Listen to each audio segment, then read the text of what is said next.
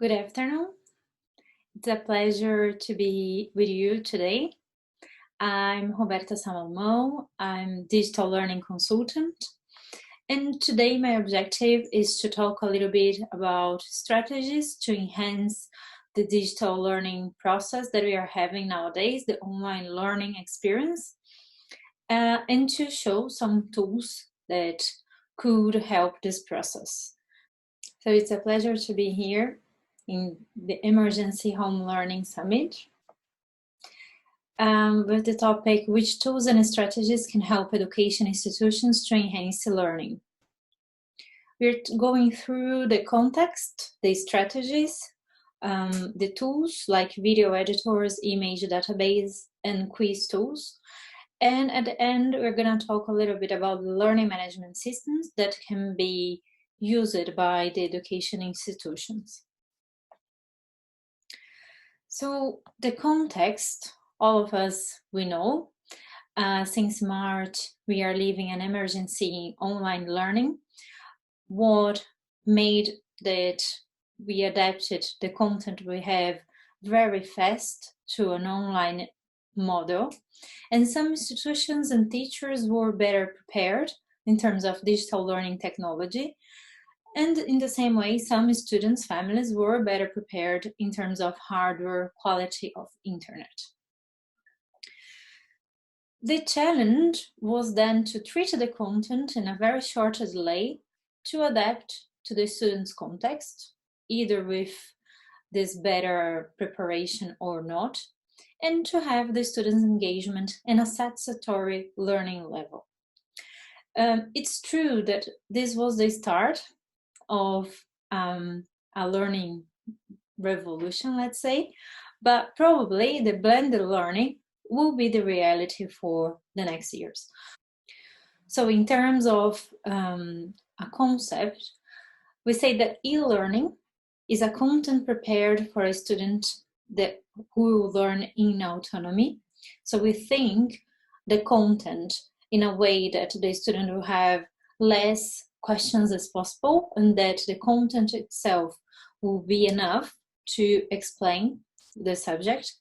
And we say that online learning, we have the content in a digital format, but we have as well the teacher or the professor answering the questions, guiding the learning process, asking then the students, challenging the students during this process.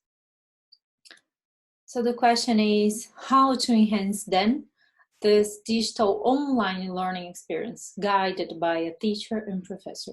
So we're not talking about how to enhance e-learning, because it's another perspective of learning autonomy, but this digital online learning experience guided by a teacher, by a professor. In terms of strategies of online learning, what I have been seeing that is helpful in this process. First, classes with more interruptions than before. For exercises, activities, online interactive quizzes.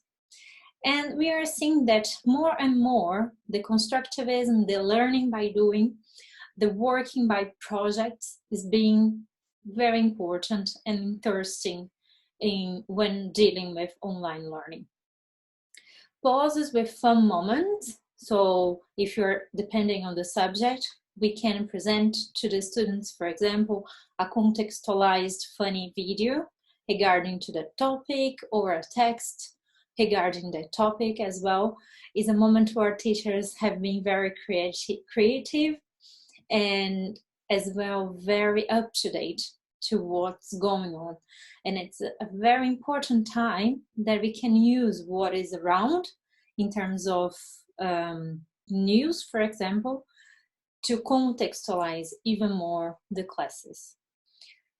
Working groups and projects, so the collaboration arriving with a very important and strong goal. The uses of the technology by the students. So when the teachers and professors are not very familiar with the technology, they are being very clever we are being very clever to ask then the students to produce the content using the media.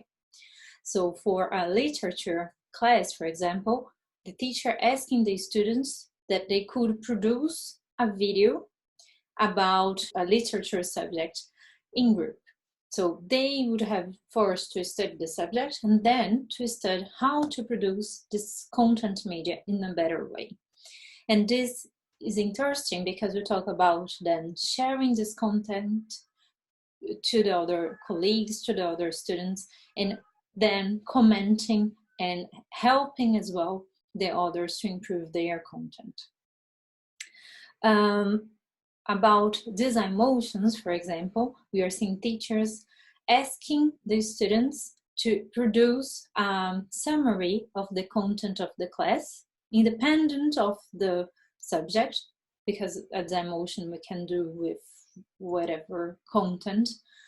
And then they will have to study the subject, to study how to use this technology of design motion production, and giving a deliverable of a 1 minute video in design motion, for example. A recorded song about determined subject, or for foreign language, for example, doing tandem. Tandem is the exchange where I teach my mother tongue and the other teach his mother's tongue. Many years ago, it was done by letters, and nowadays it's interesting how universities, how schools around the world are getting near by emails or even Skype and Zoom calls, making possible that different students around the world can learn with a native speaker and can exchange them then their language. And in the case of, for example, maths or geography, asking the students to produce an infographic or to work with the Excel formulas and charts.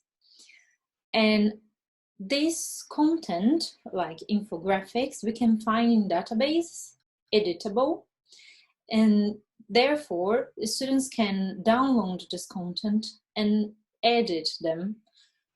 So it's a work more, we are not working in terms of design specifically or in terms of producing this media from scratch, from zero, because we are talking about using databases, using tools already existed and appropriating them to a learning objective, depending on the subject. And for a sport class, for example, teachers asking a family sports challenge for the student. So doing determined exercise, but as well asking videos or proof that the student was able to engage family and friends to do as well these exercises. What is being interesting as well is that virtual events continue to happen, and it's very important to maintain the social part of a school, what is one of the most important parts, and they are being transferred to an online model in like virtual birthdays, virtual karaoke's, virtual home parties. And this is important to maintain this break time that we have generally in the school when we talk about other topics that are not as specific, the class subject. And the other part that is being interesting for teachers is the usage of forms, online tests, like Google Forms, that is free, to evaluate then the students. And it's helpful in the sense that objective questions will be then evaluated automatically, and we can produce the charts of each student, of the questions the student was able to do correctly or not, and leaving the open questions for the teacher's correction. So thinking about a long term, this is something that can help the teachers to spare time, as the forms will be able to correct the questions that our objectives. So talking about some tools that would be interested to use in the class, most common tools of video edition are Movie Maker from Microsoft and iMovie from Apple. And they are intuitive video editors, so the teachers either can use themselves or ask the students to learn how to use those technologies. And they are able as well to be used even in smartphones or iPhones. And another tool that is very interesting and many teachers are already using are the tools exactly to produce design motions, animations in 2D to explain a specific subject. One tool I use a lot is Pulton. It has a free access to teachers and professors, and another that is also used by many teachers is Movely.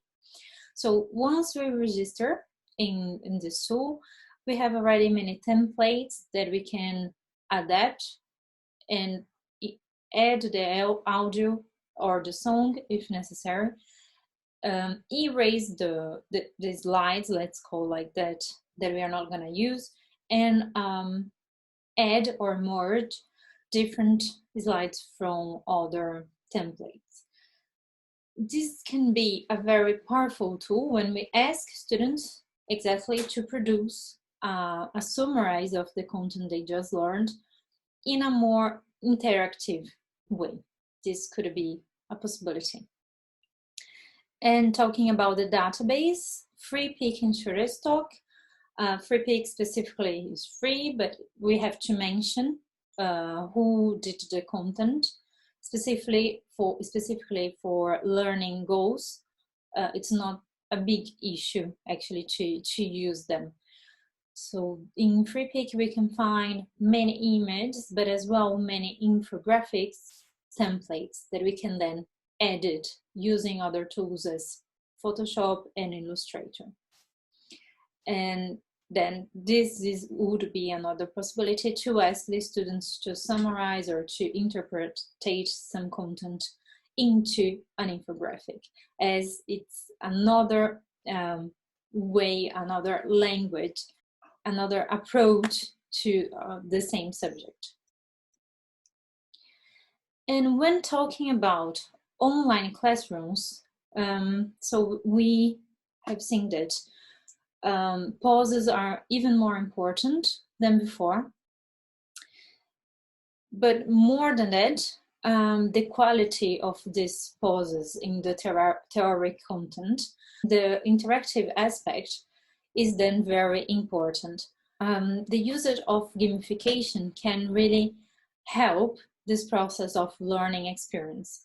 And either it can be simulators or games already existed for free in the market about the subject we're talking about, or the teacher can then produce small quizzes in a first level of gamification that can then help a lot the students, specifically talking about children and teenagers, to pay more attention and to participate in the competition that then we have among the students. So two of these tools are Kahoot and Klaxon. They have free accounts as well for students and teachers. We, after selecting that we are a teacher or a student, we can then create the quiz, and with the first main question, and for example, possibilities of answers. And we select which answers will be correct, the time we want for that the students will have to answer that question, the points that each question will value, and even we can add as well images if you want. So for example, after we prepare 5 of these questions, we can save them and we can share with the students during the class the code to access this quiz that we created. And then we can, after the time that we stipulated, we can see the students who have more correct answers and the ranking of the students. And generally, it's an interesting process because a kind of competition and gamifications is appreciated generally. And in the same way, we have Klaxon with also questions as quizzes, but as well a part of brainstorming. So when we are talking about a specific subject, we can ask the students' opinions, and they can share it interactively at the same time, and we can have a summarized view of the point of views of the students and the brainstorm about a specific subject. This would be then an interesting way to ask, to check if they are following the content, what are their main opinions. It would be a time that they could stop a little bit and think before answering what they are gonna share to their colleagues. In talking then about the learning management systems, it's true that nowadays we are producing a lot of online and digital content. What is amazing? It's amazing because the students can come back and watch the content again. It's amazing because in the future, the teachers will be able to review that content and improve it, but starting from something that was already done. And even if it's the context, to open it to other schools, to other students, even thinking about further away of our context. So this is very interesting. It's amazing, this possibility of sharing the content that we are producing. However, we need to think already about how we're gonna store, how is gonna be the storage of this content? How are we gonna be able to find them again? For how long do we want to find them? What do we expect of the students? Do we want a space that we are able to share content and they can comment on this content, that they can share their point of view, that they can ask questions?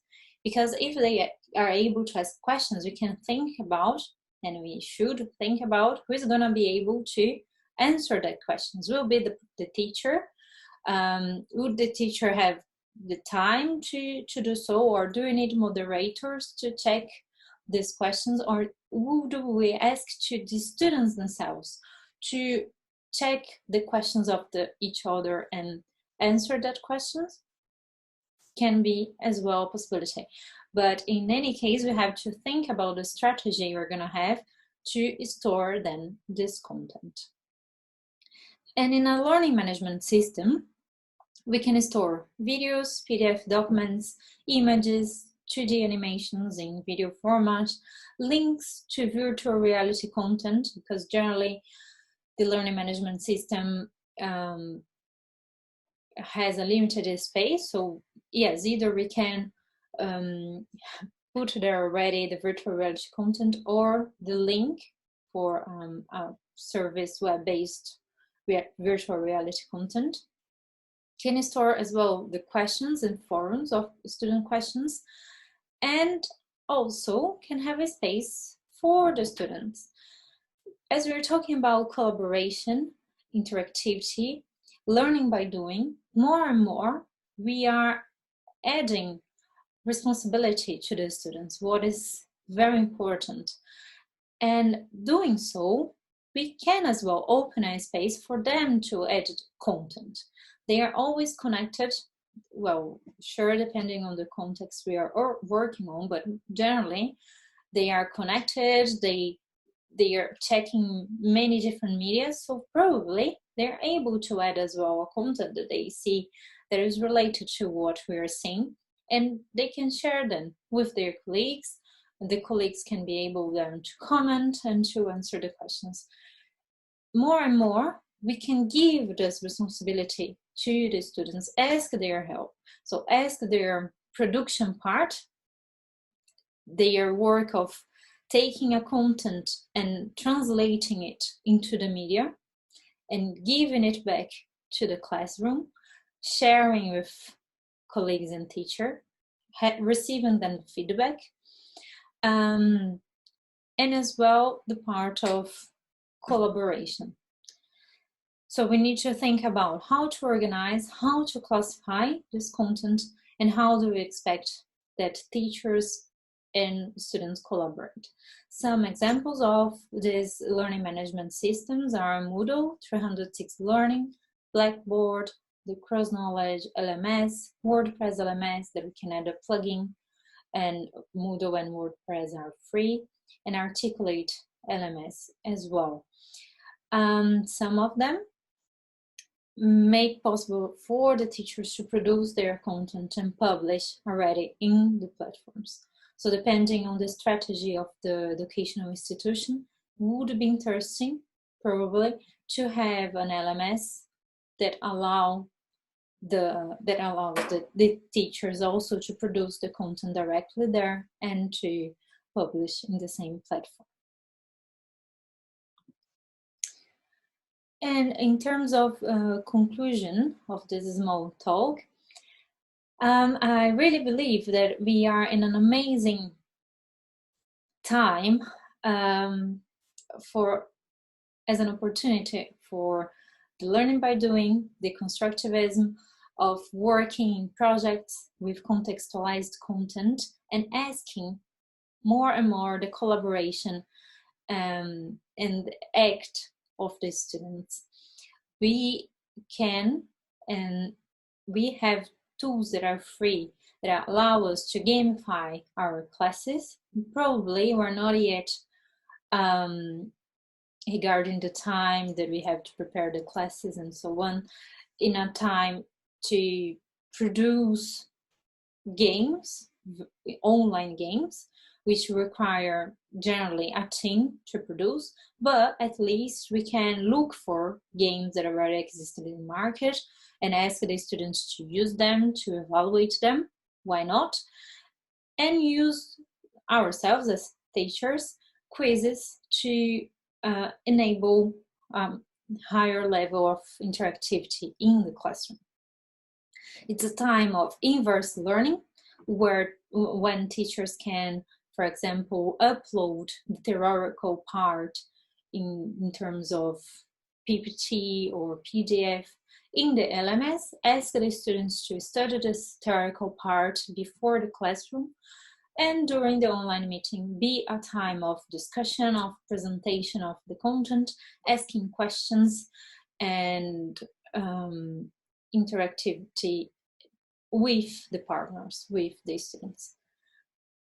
So some strategies that we can use are the strategies of working projects, using the tools of games and asking the students to produce their own digital content as design motions, videos, infographics, doing tandem with other schools, if it's the case, and extrapolating to the family and to the context where the student is. This probably will help enhancing the learning experience. Thank you very much for your time, and I'm at your disposal for any questions. Thank you. Bye.